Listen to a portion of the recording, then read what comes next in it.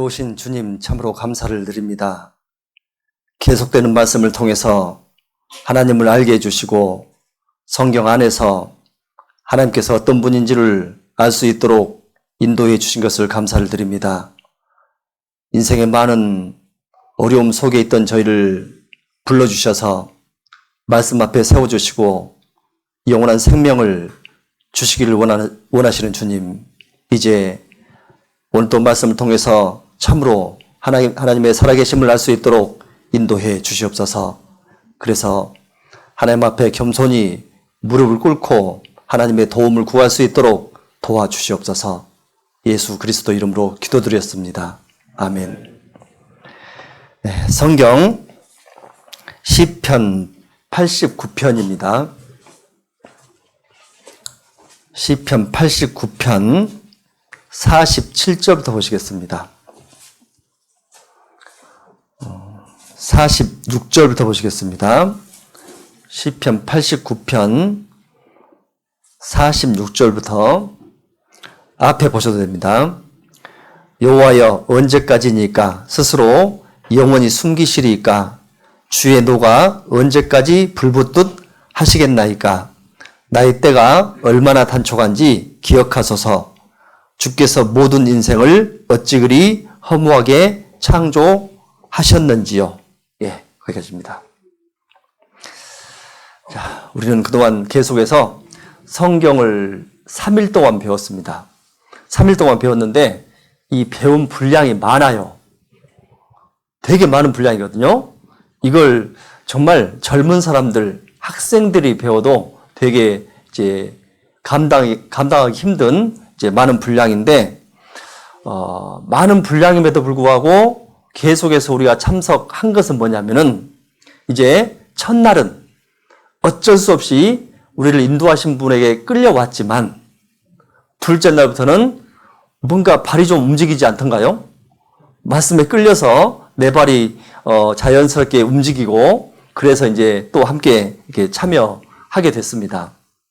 물론 그동안 한 번도 생각을 해보지 못했던 여러 가지 인생의 의미라든지 목적이라든지 또 창조주 하나님이라든지 또 하나님께서 어떻게 역사하시고 살아계시는지 이제 이런 것들을 이제 계속해서 배워왔습니다. 특별히 어제는 이스라엘 민족을 배웠죠. 자, 이스라엘 한 민족의 역사를 통해서 하나님께서 하나님의 존재를 증거하셨죠. 이스라엘 민족의 환란을 통해서 또 회복 후에 강국이 되는 그런 모든 과정을 통해서 성경이 사실인 것을 이제 증거해 주셨습니다. 자, 어제 쭉 보고 이제 뭘 우리는 봤냐면 하나님은 확실히 화와 복을 내리시는 분이구나 라는 것을 알게 됐습니다. 그렇죠. 정말 진정한 신이라면요, 천지를 창조하기도 해야 되겠지만 확실히 화와 복도 내려야 되죠. 또 하나는 인류 역사의 과거, 현재, 미래도 다 알고 계셔야만 진정한 신이라고 할 수 있죠. 세상에 어떤 종교 경전에도 인류 역사 전체가 나온 종교 경전은 없습니다. 없어요. 오로지 성경에만 있어요. 성경에만. 그러니까 많은 이제 종교들을 무슨 진리라고 하는데 진리라는 것은 사실이죠. 그렇죠? 진리는 사실입니다. 근데 사실로 증명되지 못하면 진리가 아니에요. 예를 들어서 제가 무슨 한 종교를 이렇게 특별히 뭐 폄훼하고 비판할 생각은 없지만은요, 불교계에서 유명한 탄어 스님이라고 계십니다. 혹시 들어보셨습니까? 성철 스님은 들어봤죠? 네, 탄어 스님이라고 계십니다. 탄어 스님은 불교계에서 최고의 학승, 최고의 천재였습니다. 이제 그분이 고향이 김제예요. 깜짝 놀랐습니다. 제가 첫날 말씀드렸던 미즈노시 트리하우스 제가 말씀드렸잖아요. 그 뒤에 탄어 스님 생가가 있더라고요. 우연히 발견했습니다. 근데 그 탄어 스님이 하는 말이 내가 천재인데 내가 도교에 대해서 연구하면 보통 사람이면 300년이면 깨달을 것을 나는 30년이면 깨닫는다.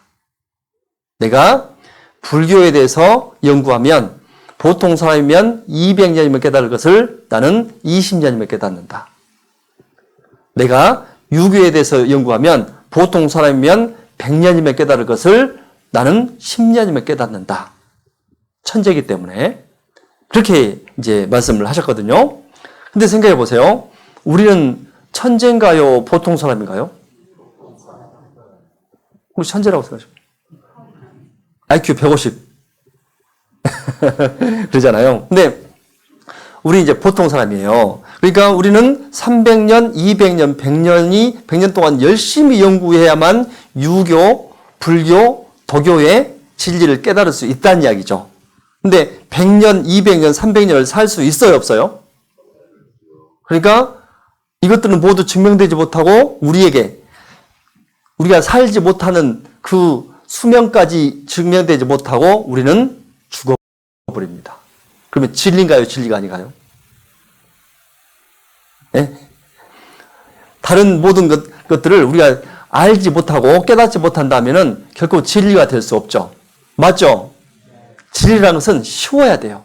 누구든지 쉬워야 돼요. 누구든지 알아듣기 쉬워야 됩니다. 성경 보세요.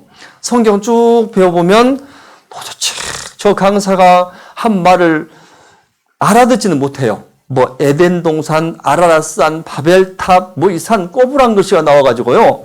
알아듣지는 못하겠는데 쭉 듣다 보니까 하나님께서 계시구나. 이게 인정이 돼요. 말씀을 쭉 듣다 보면요. 이게 인정이 돼요. 진짜 진리라는 것은 정말 어린아이도 깨달을 수 있어야 되고 어르신도 낯 높고 기억자도 모르는 어르신도 알 수 있어야 되고 치매 걸린 어르신도 알 수 있어야 됩니다. 치매도. 옛날 제가 어떤 교회에 있을 때요. 치매 어르신들 상담을 잘 했거든요. 치매 어르신들도요. 그 정신이 약간 돌아올 때가 오전 10시에서 12시 사이가 제일 평균적으로 잘 돌아와요. 약 30분 동안 그걸 찾아내서 싹 말씀을 집어넣으면 말씀이 들어가요. 치매 어르신들도. 그래서 그걸 이제 시간을 찾아내요. 오전에 갔다, 오후에 갔다, 오후 늦게 갔다, 밤 늦게 갔다 해서요. 이분이 가장 정신이 깨어있을 때 이렇게 찾아내서, 그 시간을 찾아내서 30분 동안 싹 말씀을 집어넣잖아요. 그러면 구원을 받아요. 구원을 받으면 아들 이름은 기억을 못해도 구원받은 내용은 기억을 해요. 그래서 당시에 여러 분들이 저한테 치선부 하나 만드시죠? 저한테 치선부, 치매 선교부 하나 만드시죠? 저한테 그랬어요.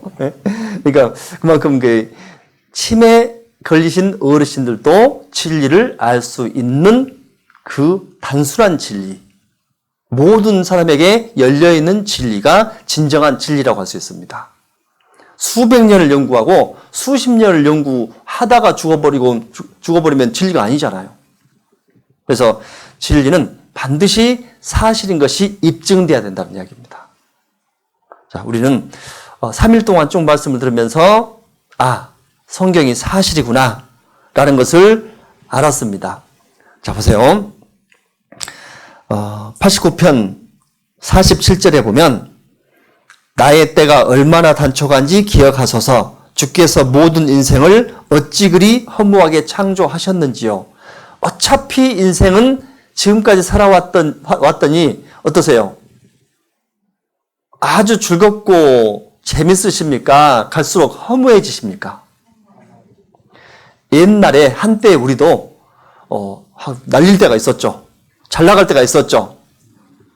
근데 여자 나이 24살, 남자 나이 22살부터 늙어갑니다. 여자 나이 24살. 그러니까 되게요. 여자 나이 24살 이후부터는 꽃하고 싸우지 마세요. 괜히 꽃밭에서 이렇게 하지 마세요. 괜히 꽃밭에서 그러다가 이제 꽃이 더 아름다울 때가 있어요. 남자 나이는 22살부터. 그러니까 이미 22살, 24살이 되면 늙어가기 시작하는데 그때부터 이제 몸에 이상이 생기기 시작하고 점점점 삶을 살면서 어떤 삶의 일부분에서 내가 성공은 할 수 있을지라도 몸은 늙어가요. 건강을 잃어갑니다. 갈수록 허무해집니다. 자, 그러다가 친구들이 한 사람 한 사람 떠나요. 친한 친구들이 동네에서 한 사람 한 사람 떠나고 친한 친척이 한 사람 한 사람 떠나요. 그러면 죽음이 내게 다가오죠. 어떠세요? 50, 60대만 되면은 아마 죽음이 가까이 왔다는 것을 느낄걸요, 아마? 안 그러세요? 옛날에 40대 때, 30대 때는요, 여기 조금 아프면, 에이, 뭐야? 하고 그냥 지나가거든요? 근데 지금 아프면 어떻게 해요? 죽을래나? 암인가? 저 그런 생각 하잖아요. 네? 그러니까, 연세를 드시면 드실수록 죽음이 다가왔다는 것을 느낍니다. 단지 우리는 죽음을 부정하죠. 나에게 오는 죽음을 부정하고 싶어요, 사실은.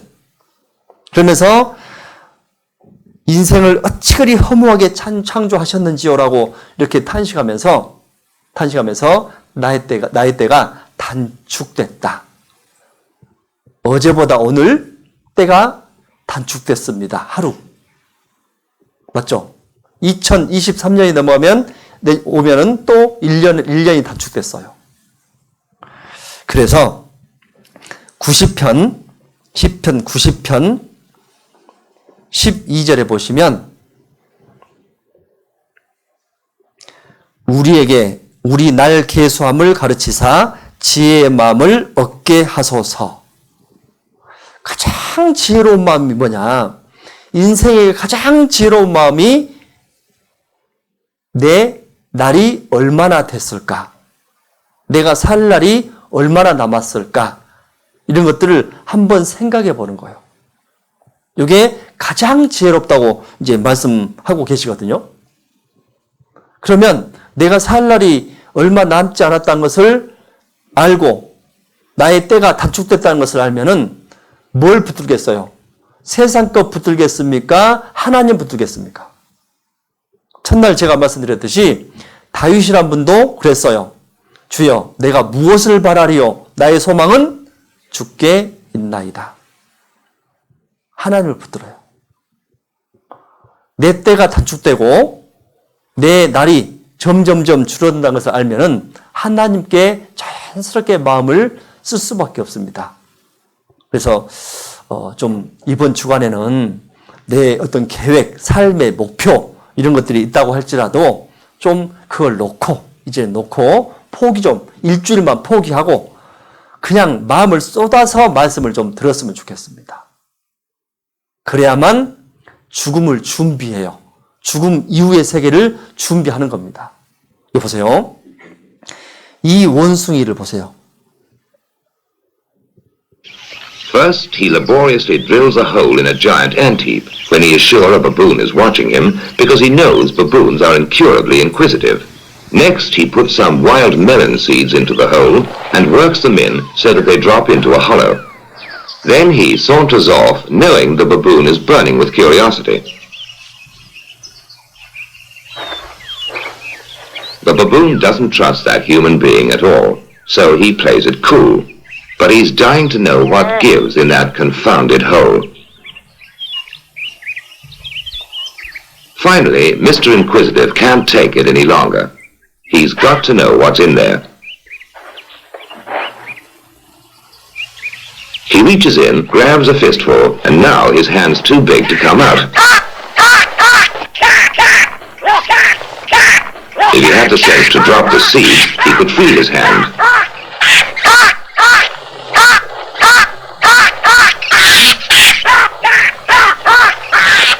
Now he lets go when it's too late. 자, 이 원숭이 바보인가요? 바보 아닌가요? 바보죠. 놓기만 하면 되는데. 그러니까 우리가 똑같아요. 내 어떤 인생의 목표가 있긴 있어요. 인생의 목표가 있긴 있는데 이번 주간에는 잠시 접어놓고 놓고 들으면 돼요. 예, 보세요. 이 원숭이가요. 잠시 놓고 도망가면 생명을 보존하죠. 맞죠? 그러니까 이번 주간에 잠시 놓자고요. 구원을 받고 하나님을 믿는다고 해서 내 인생의 목표를 포기하라는 이야기가 아닙니다. 교회 구속되라는 이야기도 아닙니다. 단지 잠시 내려놓고 쉬어가자는 이야기입니다. 그리고 수고하고 무거운 짐진 자들아 다 내게로 오라는 그 주 예수님의 초청에 응해서 그 무거운 짐을 좀 내려놓자고요. 좀 그럽시다. 지금도 밭에 있는 뭐가 생각나세요? 말씀이 생각나세요? 네? 제발 좀 그거 다 치워놓고 말씀만 좀 잘 들었으면 좋겠습니다. 성경에는요, 과학이 기록되어 있거든요. 첫날 잠깐 과학 공부를 좀 했는데 머리 아프셨죠? 아, 재밌었습니까? 감사합니다. 예. 이제 둘째 날부터 역사 공부가 시작됐습니다. 역사 재밌던가요? 머리 아프던가요? 어제 이스라엘을 했습니다. 이스라엘 하면요, 이 어르신들은 이스라엘이 뭐라고, 뭐 새 이름인가? 뭐 하면서 자꾸 그러는데 어제 이스라엘 배웠어요. 그러니까 성경에는 역사가 기록되어 있습니다. 또 성경에는 예언이 기록되어 있습니다. 예언. 이스라엘 민족에 대한 예언을 이미 3,500년 전에 하셨는데 그 예언대로 이스라엘 민족의 역사가 진행됐죠. 마찬가지로 오늘 배울 내용도 수천 년 전에 예수님께서 또 성경에 예언하신 그 예언이 실제로 증명되느냐, 현재 우리 시대에는 어떤 예언에 해당되는 건가, 이런 것들을 좀 배우도록 하겠습니다. 그러니까 오늘도 말씀에 붙들린 분은 시간이 금방 갈 것 같고 말씀에 안 붙들린 분은 맨날 시간만 쳐다보고 그러거든요. 어떠세요? 지금까지 쭉 했을 때 시간이 빨리 가든가요? 늦게 가든가요? 감사합니다. 제가 잘했다는 증거입니다. 그래요. 성경에는 이제 마지막 시대는 어떤 징조가 있을 거다라는 것이 이제 기록이 되어 있거든요. 마태복음 24장입니다.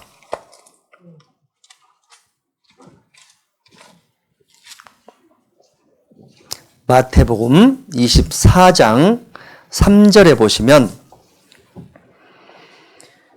예수께서 감람산 위에 앉으셨을 때 제자들이 종영이 와서 가로되 우리에게 이르소서 어느 때에 이런 일이 있겠사오며 또 주의 임하심과 세상 끝에는 무슨 징조가 있사오리까 그랬죠.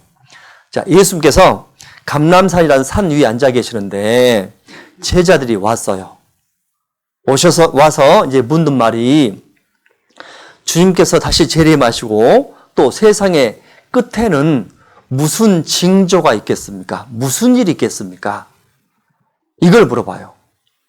그러니까 제자들이 궁금했던 것이 뭐냐면은 세상 끝에는 어떤 징조가 있지? 무슨 일이 벌어지는 거지? 이게 이제 궁금했어요. 그래서 예수님한테 이제 여쭤봅니다. 근데 예수님은 하나님 자신이거든요. 그래서 하나님으로서 모든 앞으로 일어날 일을 다 하시기 때문에 거기에 대해서 대답을 해 주셔요. 그래서 그 대답의 첫 번째가 4절입니다. 4절. 예수께서 대답하여 가라사대 너희가 사람의 미혹을 받지 않도록 주의하라. 많은 사람이 내 이름으로 와서 이르되 나는 그리스도라 하여 많은 사람을 미혹케 하리라. 그랬죠.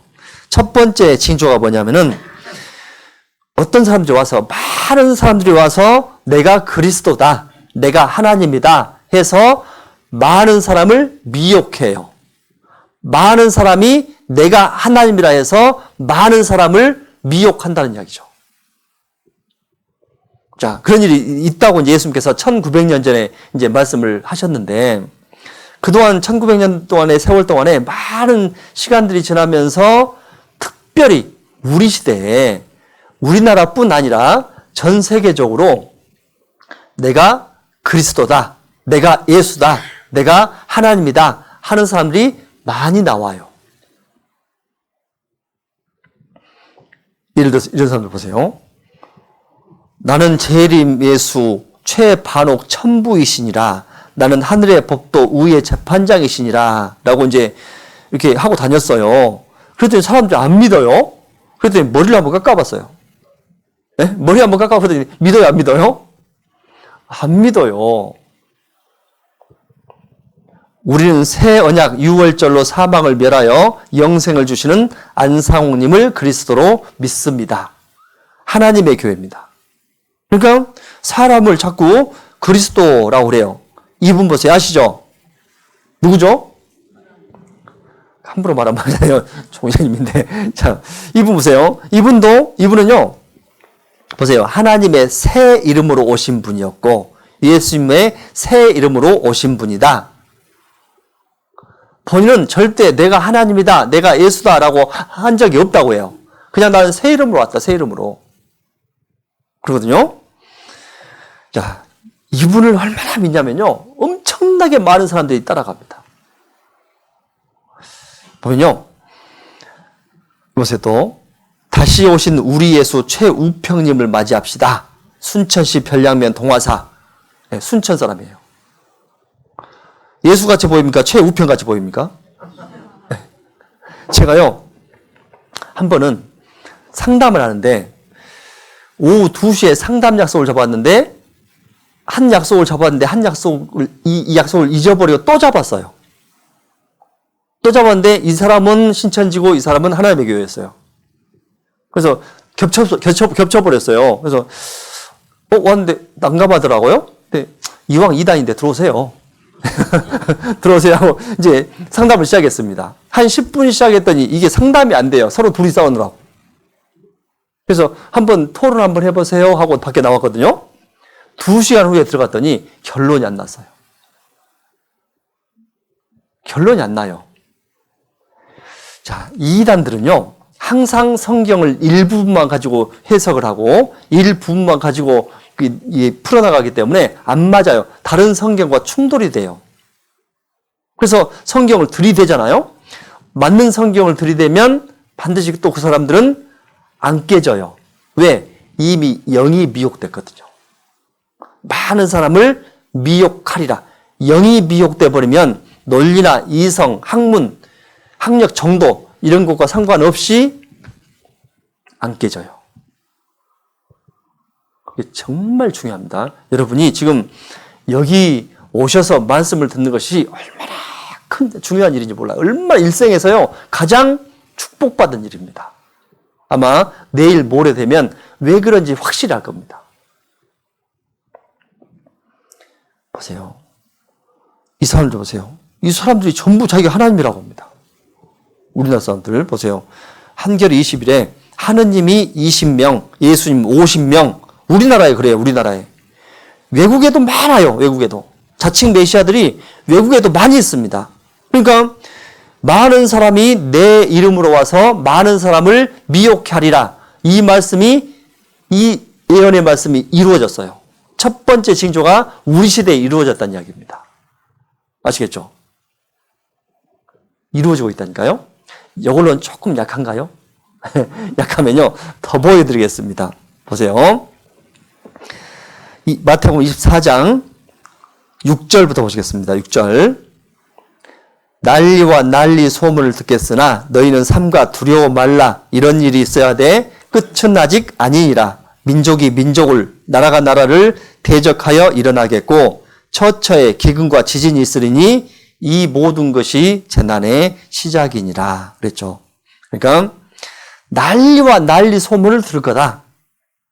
난리와 난리 소문을 듣는데 어떤 난리 소문이냐? 첫째, 민족과 민족, 나라와 나라가 전쟁하는 소문. 옛날에도 전쟁이 있었어요. 옛날에도 전쟁이 있었는데 옛날에는 전쟁의 소문을 들었어요? 안 들었어요? 못 들었어요? 옛날 나폴레옹이 전쟁할 때 한국 사람들은 들었을까요? 못 들었을까요? 못 들었어요. 보도가 안 되니까. 근데 지금은 전쟁만 하면은 난리 소문 듣죠. 그렇죠? 자, 그리고 또 하나의 난리 소문이 뭐냐면 처처에 세계 곳곳에 기근, 굶는 일 말아요. 식량이 없어서 굶는 일이 많다는 이야기입니다. 이런 난리 소문도 들어요. 지금 우리 난리 소문 들어요, 안 들어요? TV만 틀면은 유니세프에서 월 10,000원 후원만 있으면 누구를 몇 명 살릴 수가 있습니다. 이건 날 좀 들어요, 지금. 맞죠? 또 하나, 처처에 지진이 있으리니, 물론 옛날에도 지진이 있었어요. 근데 그 소문을 못 들었어요. 근데 지금은 다 듣습니다. 자, 이런 난리 소문을 듣습니다. 우리가 듣는 시대에 살고 있습니다. 전쟁이 많다고 했는데 지금 대표적인 전쟁이 어떤 전쟁인가요? 우크라이나 전쟁이죠. 자, 우크라이나 전쟁 때문에 지금 우리 이 석유값 올라가고 원유값 올라가서 지금 뭐 휘발유값 올라가고 다 올라가잖아요. 식량값 올라가고 엄청나게 지금 물가가 폭등하고 있습니다. 옛날에는 우크라이나 전쟁이 일어난 거하고 우리나라 경제하고 상관이 없었어요. 근데 지금은 다 연관이 돼버립니다. 또 하나, 전쟁의 형태 중에 또 하나가 테러입니다. 테러. 테러 아시죠? 적의 후방에 가서 빵 터뜨리는 것, 마치 유격전처럼 터뜨리는 것, 이것도 전쟁의 한 형태죠. 또 하나, 누가복음에 보면 21장에 보면 처처에 큰 지진과 기근과 온역이 있겠고라고 이제 말씀하고 계시는데 큰 지진과 기근과 온역입니다. 먼저 기근을 보시면요, 굶는 일이 많아요. 지금 세계적으로 5초에 1명꼴로 아이들이 굶어 죽고 있습니다. 5초에 1명꼴. 이상하게 이 보훈교회는 특징이 하나 있네요. 안 놀래시네요. 네. 네. 한번 놀래볼까요? 자, 놀라기 시작. 네, 이렇게 놀라셔야 되게. 자, 5초에 1명꼴로 아이들이 굶어 죽고 있다니까. 이건 비극입니다. 코로나보다 더 많이 죽는다니까요. 코로나는 그렇게 보도하면서 이런 것들은 보도가 잘 안 돼요.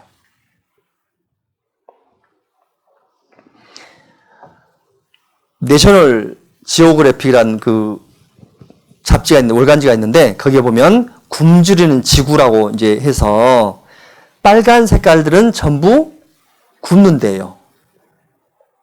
빨간 색깔들은 다 굶는 데입니다. 보세요.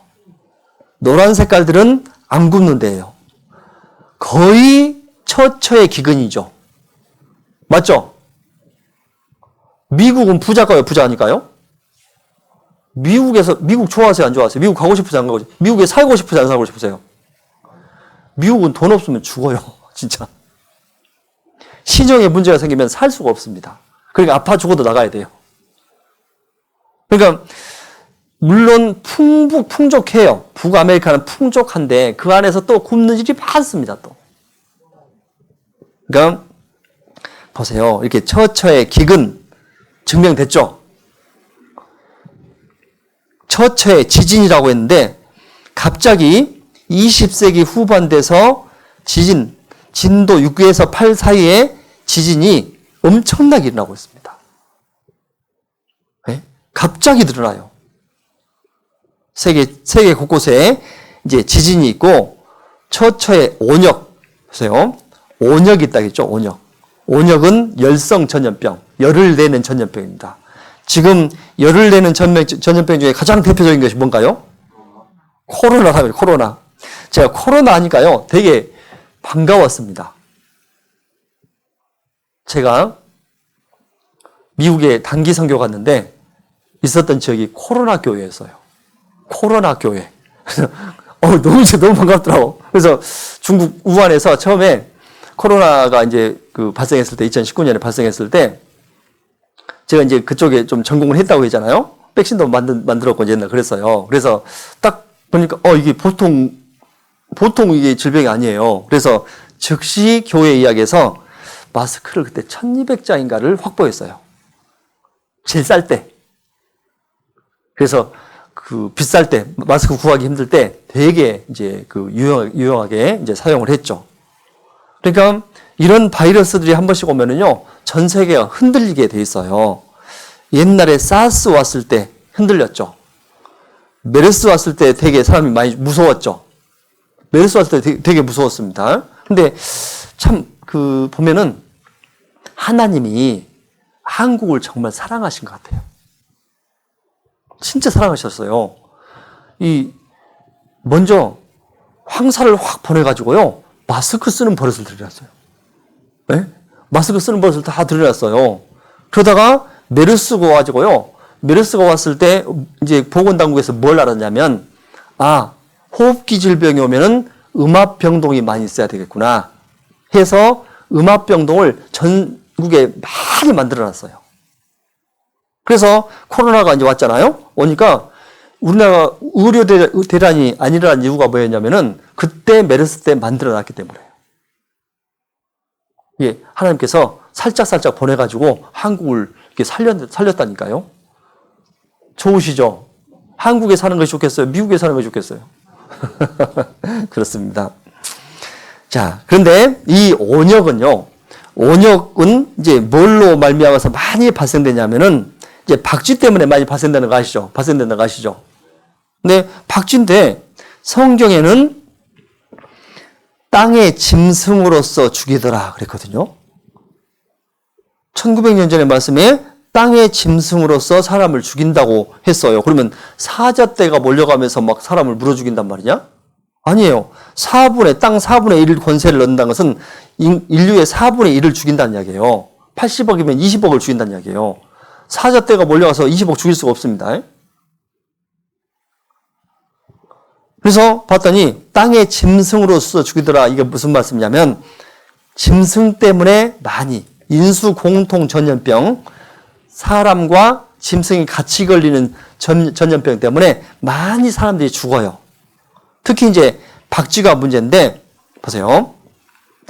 레위 11장에 보면은 가증이 여기는 새들이 있는데 뭐 독수리라든지 솔개라든지 말똥갈이라든지 까마귀라든지 이런 것들은 죽은 어떤 시체를 먹는다든가 아니면 먹이사슬의 상위권에 있는 거예요. 먹이사슬의 상위권에 있는 것들은 뭐가 있냐면은 속에 독이 그만큼 많이 쌓인 거예요. 보세요. 자, 우리가 농사 짓고 있는데 땅에 독이 있을까요, 없을까요? 기본 독이 있습니다. 그 다음에 풀이 있어요. 풀독 있어요, 없어요? 여기부터 인정하시네요. 그러면 초식동물이 이걸 뜯어먹어요. 그러면 초식동물 안에 기본적인 독에 땅과 풀에 있는 독이 섭취된 거예요. 단지 살아있는 것은 그걸 견딜 수 있으니까, 몸이. 근데 육식동물이 초식동물을 잡아먹어요. 그러면 더 많은 독이 쌓이겠죠. 먹이사슬 상위권에 있는 것들은 독이 더 많아요. 그래서 하나님께서 가증한 것 먹지 말라고. 인간의 사람의 건강을 위해서. 자, 그런데 박쥐는 먹이사슬의 상위권도 아니거든요. 근데 가증하다고 그랬어요. 봤더니 박쥐에서 유래되는 바이러스가 많아요. 코로나도 마찬가지고. 왜 그러냐면 박쥐는요, 특이한 면역 체계가 있습니다. 열이 40도까지 올라가도 안 죽어요. 이 숙주가 안 죽어요. 열이 40도 이상이 되면 죽어야 되는데 안 죽어요. 독해요. 그러니까 바이러스가 그 안에서 계속해서 살 수가 있어요.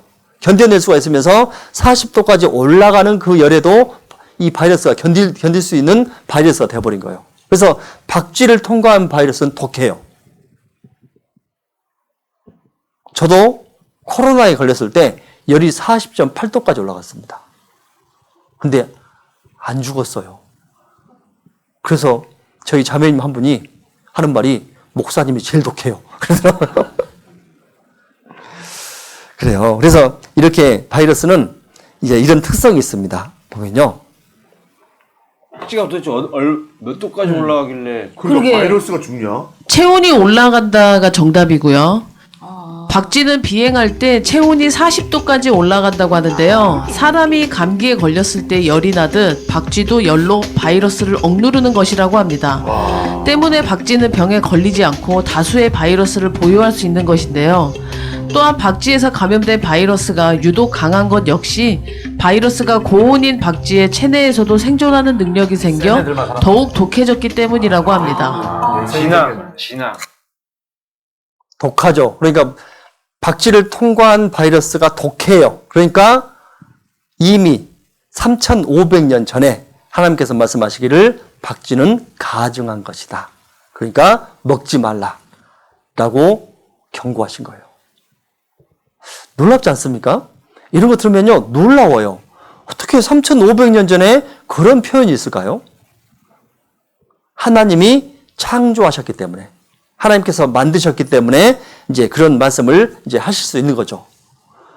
보세요. 문제는 이거예요. 2002년에 사스가 나왔고 2015년에 메르스가 나왔습니다. 이 차이가 13년이죠. 그런데 메르스 이후에 4년 만에 코로나가 왔어요. 그러니까 심한 바이러스, 중증 바이러스들이 갑자기 이 발생되는 주기가 짧아져요. 점점 짧아지게 되어 있습니다. 이게 우리한테 이제 큰 문제인데, 그래서 유럽에 흑사병이 있었을 때도 우리하고는 상관이 없었어요. 네? 우리하고 상관이 없었어요. 그런데 지금은 모든 병들이 우리하고 상관이 있죠. 코로나 바이러스가 3개월에 그냥 다 퍼져버렸잖아요. 이제 상관이 있게 돼버렸어요. 왜? 사람들의 이동이 빠르기 때문에요. 세계보건당국에서 가장 무서워하는 병이 바로 이 병입니다. 신종플루 아시죠? 옛날 신종플루가 나왔죠. 그래서 타미플루도 맞고 막 그랬는데, 신종플루는 전파력이 엄청나게 빨라요. 그래서 한국은 의료가 이제 발달해가지고 어떤 병이 들어오면 순식간에 백신도 개발하고 이제 대처를 세우는데, 신종플루는 대처를 못했어요. 대처하기 전에 들어와 버렸어요. 그만큼 빨라요. 근데 다행스럽게 치사율이 낮아요. 문제는 AI, 고병원성 AI가 문제예요. 고병원성 AI는 치사율이 60%입니다. 10명 걸리면 6명이 죽어요. 신종플루의 전파력에 고병원성 AI의 치사율을 결합하면 어떻게 되겠습니까? 그래서 신종플루와 고병원성 AI가 만나면 스페인 독감 수준의 피해가 있을 거다. 그래서 세계보건당국에서 가장 우려한 것이 바로 이 병입니다. 치사율이 60%에 달하는 이 병. 무서워요. 자, 스페인 독감 보세요. 옛날에 스페인에서 독감이 확산돼가지고 순식간에 5천만 명이 전 세계적으로 죽어버렸어요. 1918년에 5천만 명이 죽어버렸어요. 자, 그래서 이 스페인 독감 때문에 1차 세계대전이 끝났던 거 아세요? 팍팍팍 쏘고 있어요. 1차 세계대전이 끝날 기미가 안 보였는데, 서로 전쟁하려고 빠박 쏘다가 서로 둘 참호 속에서 다 죽어버렸어요. 이렇게 병사들이. 그러니까 전쟁이 끝나버린 거예요. 전쟁할 수가 없었던 거예요. 그래서 끝났습니다. 자, 보세요. 새로운 전염병이 생기면 인류를 덮치는데 3일이면 끝이랍니다. 네. 전염병 대유행하면 3일이면 전 세계에 퍼진다고 이렇게 보도하고 있고, 빌 게이츠라는 사람은 말하기를 인류가 멸망한다면 그것은 핵전쟁 때문이 아니라 동물의 바이러스에 의한 전염병 때문일 것입니다. 동물의 바이러스는 점점 더 강해지고 있으며 그것은 세계 경제를 마비시킬 정도로 위험한 것입니다. 보세요. 코로나 바이러스가 세계 경제를 마비시켰죠. 그렇죠? 우리나라 경제도 마비시켰잖아요. 얼마나 상공인들이 고생했습니까? 그래서 정말 우리 시대보다 더 정확히 맞는 시대가 없었습니다. 1900년 전에 예언, 예수님께서 말씀하신 처처의 기근과 지진, 그리고 온역, 전쟁, 이런 것들이 모두 맞아 들어가는 시대, 이 시대가 바로 우리 시대입니다. 맞죠? 자, 이 1900년 전에 마태복음 24장에서 예언한 그 예언이 지금 우리 시대에 다 이루어지고 있잖아요. 그러니까 성경이 사실이라는 것이 맞다니까요. 더군다나 보세요. 마태복음 24장 12절에 보면 불법이 성함으로 많은 사람의 사랑이 식어지리라 라고 말씀하셨는데 생각해 보세요. 지금 사랑이 더욱더 갈수록 많아지는가요? 점점점 적어지는가요? 세상에 사랑이 식어가고 있어요. 사람이 갈수록 약해지고 있습니다. 노아 홍수전에 강포가 땅에 충만한지라 그랬죠. 폭력적인 죄가 충만하다고 했는데 지금 얼마나 폭력적인 죄가 많은가요? 땅이 폐게 썩어간다고 했는데 사람의 생각이 얼마나 썩어간가요 지금? 보세요. 디모데후서 3장에 보면은 내가 이것을 알라 말세에 고통하는 때가 이르니 언제요? 말세에 고통하는 때가 이른데 그때는 사람들이 자기를 사랑하며 돈을 사랑하며 쾌락을 사랑해요. 사랑이 있긴 있는데 잘못된 사랑. 네. 자, 자기를 사랑한 것은 맞아요. 자기를 사랑한 것은 맞잖아요. 나를 사랑한 것은 맞잖아요. 그런데 너무 사랑해요. 그래서 나만 아니면 돼. 이런 말 나오잖아요. 돈도 너무 사랑해서 아버지도 죽이고 어머니도 죽이고 막 죽이잖아요. 쾌락을 너무 사랑해요. 쾌락을 너무 사랑해서 친딸까지 성폭행하는 시대입니다. 지금 시대가.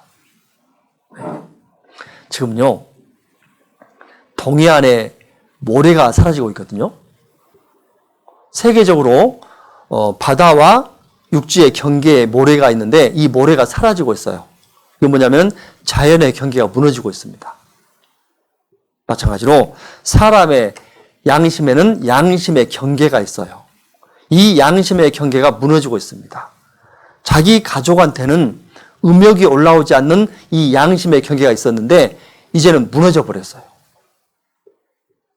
그래서 친딸까지도 의붓딸 그렇게 하는 것은 이 이야기거리도 안 돼요. 세상에 친딸을 수년 동안 어렸을 때부터 그런 일들이 세계적으로 얼마나 많냐고요. 네. 그래서 쾌락을 사랑하기를 하나님 사랑한 것보다 더한다. 쾌락을 사랑해요. 이런 말세에는 이런 일이 있다고 했는데 이런 일이 지금 있잖아요. 보세요. 나만 안전하면 오직 나밖에 모르는 세상. 그래서 어머니도 포기해버립니다. 돈 없으면 어머니 포기해버려요 그냥.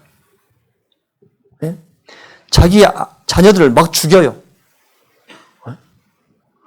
사람이 무서워요 지금. 사람이 무서워. 여러분 저녁에 길 가다가요 호랑이 만난 것이 무섭겠어요? 사람 만난 것이 무섭겠어요? 둘 다 무서워요. 근데 호랑이한테 걸리면 그냥 물어뜯겨 죽이면 돼요. 죽으면. 근데 사람한테 걸리면 가진 고통 다다가 죽어요. 사람이 더 무섭습니다. 거기다가 또 어떤 일이 벌어지냐. 지금 이런 일도 벌어져요. 너는 여자와 교합함 같이 남자와 교합하지 말라. 이런 가증한 일이니라. 동성연애. 더군다나 너는 짐승과 교합하여 자기를 더럽히지 말며 여자가 된 자는 짐승 앞에 서서 그것과 교접하지 말라. 이는 문란한 일이니라. 수간, 동물하고 나쁜 짓 하는 것. 요걸 이렇게 하지 말라고 3,500년 전에 경고하셨는데 지금 어때요? 지금. 보세요. 이 무지개 색깔이 동성연애를 뜻하는 겁니다. 동성연애예요. 그러니까 혹시 카톡 푸사예요. 무지개가 더 넣지 마세요. 오해받아요. 그러니까 무지개는 빨주노초 파남보 7가지 색깔인데 이 사람들의 색깔은 6가지예요. 하나님의 완전수에서 한 가지를 빼버렸어요. 그러면서 아주 나쁜 곳에 이용하고 있습니다. 보세요. 제가 이번에 캐나다를 다녀왔는데 맥도날드에도 어느 교회에도 전부 이런 깃발이 달려 있어요. 이런 깃발이 달려 있다는 것은 우리 이 건물 안에서는 동성연애자들이 출입하는 것을 허용합니다. 라는 뜻입니다. 우린 동성연애를 지지합니다. 라는 뜻입니다. 보면요. 그것도요. 많아요. 안 보이죠? 잘 안 보이죠? 뭔 깃발이 많죠? 깃발이 수십 가지 되는데 저 깃발마다 의미가 다 달라요. 게이, 요게 게이거든요. 요게. 여기 깃발이에요. 남자와 남자가 이렇게 나쁜 짓 하는 것. 이건 레즈비안. 여자와 여자끼리 하는 것들. 뭐 퀴어 뭐 있죠. 자, 보면요. 각각 다르는데 저는 모르겠는데 캐나다 학생들은 이걸 다 알아요. 딱 이 깃발 보면 이거 뭐 다 알아요. 얘들이요. 고등학교를 들어가면 선생님이 묻는답니다. 캐나다에서 묻는답니다. 너는 네가 남자라고 생각하니 여자라고 생각하니? 이렇게 물어봐요. 이상하죠? 남자면 남자고 여자 이미 이제 성 정체성이 있는데 그걸 너는 어떻게 생각하냐고 물어봐요. 정체성을 흔들어 버려요. 제가 캐나다 갈 때 어라이브 캔이라는 그 앱에 제 모든 신상 정보를 다 넣어야만 입국이 되거든요. 그래서 여기 집어넣는데 보면 성별을 집어넣는데 보세요. 여성, 피메일, 메일, 남성, 그 다음에 another gender, 다른 거, 다른 성. 여기 쓰라고 기록돼 이렇게 이런 란이 있어요. 남자냐 여자냐 아니고 다른 성이 있냐? 이걸 또 물어봐요. 그러니까 우리가 보온이라는 도시에서 그냥 이렇게 평범하게 살고 이렇게 그러니까 이게 그냥 모르고 지나가는데 세계적으로는 이미 엄청나게 많은 죄가 양산되고 있습니다. 성경에 경고한 대로 그 경고를 무시하고 하나님께서 하지 말라고 한 것을 다 해요. 이런 시대에 우리가 살고 있습니다. 보세요. 동성애 유전자는 없다. 동성애 유전자는 없습니다. 이 상담하다 보면 이 중고등학교 학생들이요. 저는요 유전적으로 이 동성을 좋아한가 봐 이렇게 하거든요. 정신병입니다. 정신병. 치료해야 돼요. 제가 미국이나 유럽이나 이런 데서 이런 이야기 하면요. 저 체포돼야 돼요. 차별금지법으로 체포돼야 돼요. 자, 에이즈는 이제 수관하지 말라고 동물과 나쁜 짓 하지 말라고 했는데 에이즈는 녹색 원숭이에서 왔습니다. 녹색 원숭이에서 사람한테 오려면 두 가지 경로가 있어요. 하나는 혈액이 서로 섞이든지 하나는 성적 접촉을 하든지. 근데 원숭이와 사람의 혈액이 섞이면 사람은 죽어요. 단백질 안 맞기 때문에 죽어요. 그러면 원숭이 바이러스가 사람한테 왔다는 것은 원숭이와 사람이 성적 접촉을 했다는 이야기입니다. 그래서 사람한테 왔어요. 이런 일이 많아요. 보세요. 이 여자는요, 첫 번째 남편이 고양이, 두 번째 남편이 개랍니다. 애완염소와 결혼한 브라질 할아버지. 염소는 말을 하지도 않고 돈을 원하지도 않으며 쇼핑 때문에 힘들 일이 없기 때문에 염소와 결혼했답니다. 그렇군요. 말과 부적절한 행위로 체포되고 막 이런 일이 많아요. 매춘도 지금 독일에서 매춘도 짐승과의 매춘도 성행하고 있고 이런 것들이 많다니까요. 우리가 알지 못할 때 이런 것들이 이미 세계적으로 퍼져버렸다니까요. 한국 수관협회가 일단 있는 거 모르세요? 그러니까요. 어떠세요? 이런 것 보면 말세예요, 말세 아니에요? 근데 성경에는 말세에는 이런 징조가 있을 거라고 이미 예언되어 있다니까요. 그럼 성경이 사실이잖아요. 맞죠? 어떻게 1900년 전에 이런 걸 알 수 있어요? 어떻게 3500년 전에 이런 걸 이야기하셨을까요? 하나님이니까. 정확합니다.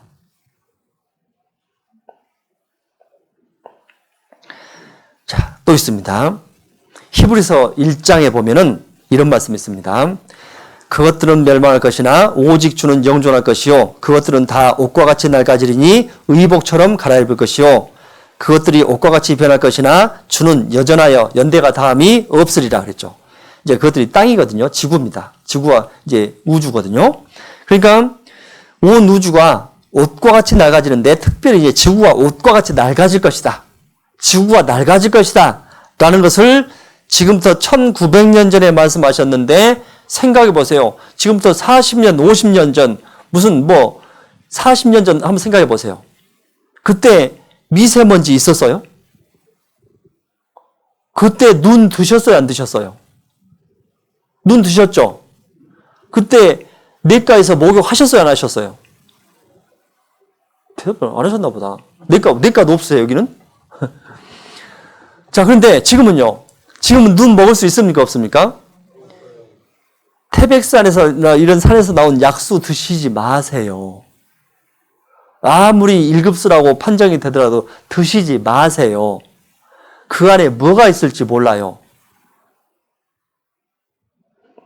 어떤 우리 형제님 한 분이 그 내과, 큰 병원의 내과 과장인데 갑자기 한 동네 사람들이, 그쪽 동네 사람들이 갑자기 배가 아파 설사하고 왔더래요. 그래서 쭉 역학조사를 해봤더니 약수를 드셨어요. 산에서. 근데 분석을 해봤더니 뱀 기생충이 많아요. 뱀 기생충. 그러니까 드시지 마세요. 깨끗이 않습니다. 지금 내과에서 목욕할 수 있어요? 없어요? 왜 못해요? 더러워서 못해요? 창피해서 못해요? 둘 다. 그래요. 아무튼 변했어요. 지구가 완전히 낡아진 시대에 우리가 살고 있습니다. 그래서 얼마나 낡아졌냐면 지금 이대로라면 2030년에는 지구가 2개가 필요하답니다. 그러니까 지구의 생태 용량이 이제 초과돼 가지고 도저히 80억 명을 먹여 살릴 수가 없어요. 그동안 계속해서 종자 개량을 해서 많은 곡물을 많이 생산을 했는데 이제 더 이상 종자 개량이 안 돼요. 점점점 식량 생산도 줄어들 뿐만 아니라 또 기후 변화로 말미암아서 이게 식량 생산이 줄어들어요. 도저히 80억 명을 먹여 살릴 수가 없습니다. 그러니까 지구가 2개가 필요하답니다. 근데 지구가 2개 있을 수 없잖아요. 지구가 2개 있을 수 없기 때문에 뭐가 없어야 돼요? 사람이 없어야 돼요. 그래서 요즘 영화들 보면 인류의 대량 학살을 합리화시키고 정당화시키는 영화들이 많이 나와요. 심지어는 어떤 영화도 나온지 아세요? 어르신들한테는 정말 죄송한 말입니다. 근데 제가 만든 건 영화가 아니라서 말씀드리는데 70이 넘으면 총사령에 처하는 영화가 나와요. 왜? 더 이상 인류에게 공헌할 수 없기 때문에 차라리 죽는 것이 인류한테 공헌한 거다. 그러니까 죽어야 된다라고 그 영화의 광고, 이 영화 속에 있는 광고에서 홍보해요. 여러분 죽는 것이 인류에게 좋습니다라고 홍보해요. 근데 실제 그 영화를 보고 본 사람들이 반응이 저거 맞아. 저래야 돼. 그래요. 기분 나쁘죠? 근데 그게 정당화 되려고 한다니까요. 왜? 사람이 없어야 지구가 견디기 때문에요. 두 번째, 지구는 없다. 인류 대멸종막을 전환을 서둘러라. 그래서 인류 최대 위협이 되는 것이 바로 기후변화입니다. 그래서 최악의 마지노선이 1.5도가 상승하는 것. 지금 영국의 산업혁명부터 시작해서 지금까지 지구의 평균 온도가 1.1도가 올랐어요. 1.1도 오른 것이 뭐냐, 괜찮지라고 하는데 1.1도가 올랐더니 지금 이렇게 기후변화가 막 엄청나게 기후재앙이 있잖아요. 앞으로 1.5도를 막지 못하면 더 이상 손을 쓸 수가 없습니다. 그래서 2015년에 보세요. 표현 보세요. 지구 역사상 가장 중요한 2주일의 회의 파리에서 열렸습니다. 박근혜 대통령도 참석했거든요. 얼마나 중요했으면 지구 역사상 가장 중요한 2주일이라 했을까요? 왜? 지구가 이제 멸망하냐 안 하냐가 결정이에요. 이 결정적인 거예요. 마지노선 1.5도를 막자 해서 온실가스 배출을 막자라고 해서 이제 합의를 봤는데 트럼프가 이 협의에서 탈퇴해 버렸어요. 그랬더니 중국도 탈퇴해 버렸어요. 세계 최대 온실가스 이 배출국이 전부 탈퇴해 버렸어요. 막을 수가 없습니다. 코로나 기간 동안에 하늘이 좀 맑았죠? 그렇죠? 맑았잖아요. 근데요. 왜 그러냐면 전 세계 공장이 좀 멈췄거든요. 그래서 맑았어요. 얼마나 멈췄냐면 10% 멈췄어요. 그랬더니 하늘이 맑아졌잖아요. 그래서 이제 좀 좋아졌나라고 생각했더니 그게 아닙니다. 10%가 배출 안 됐을 뿐이지 나머지 90%는 차곡차곡 하늘에 쌓이고 있었다니까요. 보세요. 인류 미래 결정 역사상 가장 중요라는 수식어가 붙었어요. 이 회의가 31일 인류의 미래를 결정하게 된다 그랬죠. 그러니까 이런 이야기가 나온다는 것은 기후 변화가 얼마나 심각한지 아시겠죠? 자, 봅시다. 단 한 번도 인류는 평균 온도 2도 이상이 상승된 곳에서 살아본 적이 한 번도 없잖아요, 지금 우리가 2도 이상은 인류는 전입니다. 한 번도 가보지 않은 그러한 기후로 지금 쩌벅쩌벅 지금 들어가고 있는 그러한 상태다. 무서워요.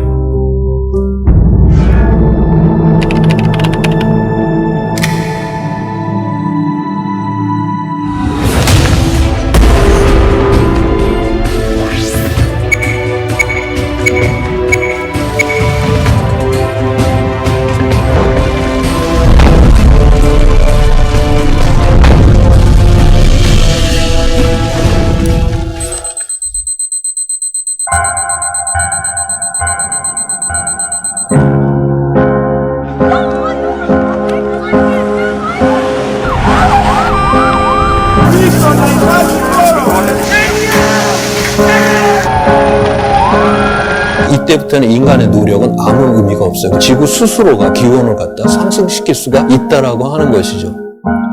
We're now at a point where we are approaching the end game. 자, 붉은 지구입니다. 갈수록 지구가 뜨거워져요. 그러니까 지금 현재 앞으로 2018년 인천에서 기후협약 총회가 열렸는데 그때 말하기를 앞으로 7.5년 내에 온실가스 배출량을 막지 못하면 더 이상 손을 쓸 수가 없다라고 이야기했어요. 근데 막지 못하고 있습니다. 2018년이니까 언제죠? 그러면 7.5년이면 2025년이죠.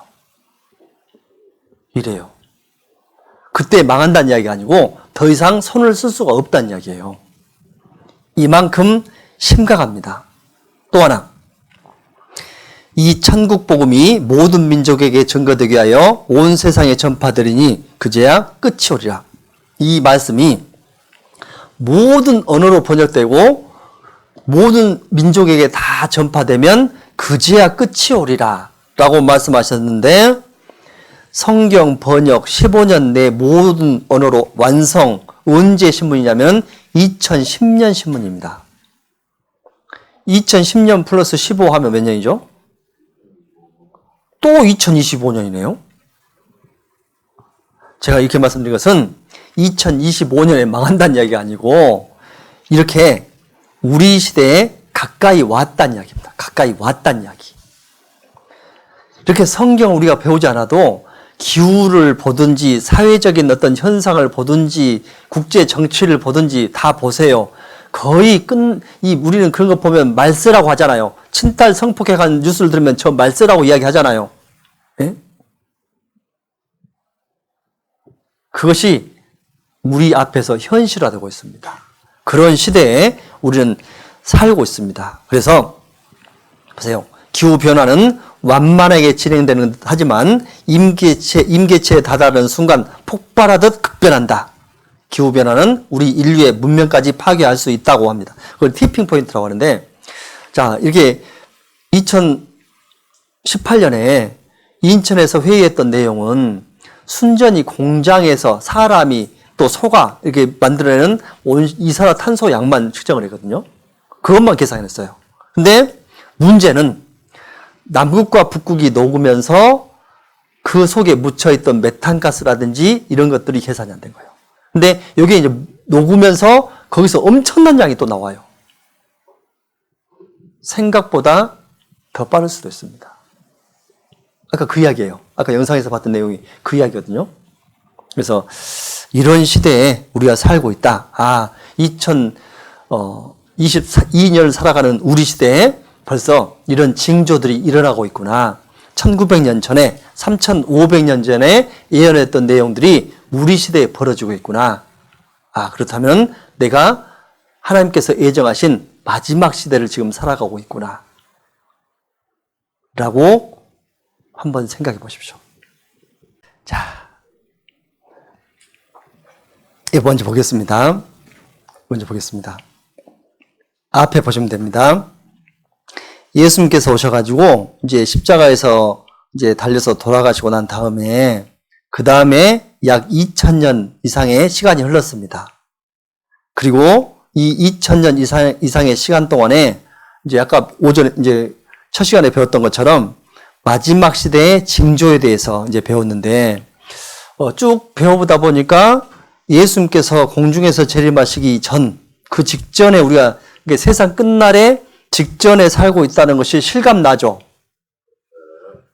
실감나요. 모든 게 이제 이루어진 시대에 우리는 살고 있습니다. 지금요, 성경의 예언 중에 96%가 이루어졌거든요.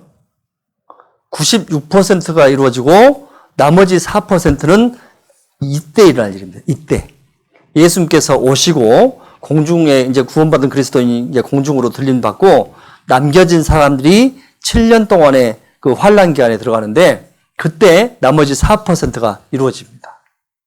그런데 이 나머지 4%가 이루어지는 그런 일들이 있는데 그 일들에 대한 준비가 지금 다 되고 있습니다.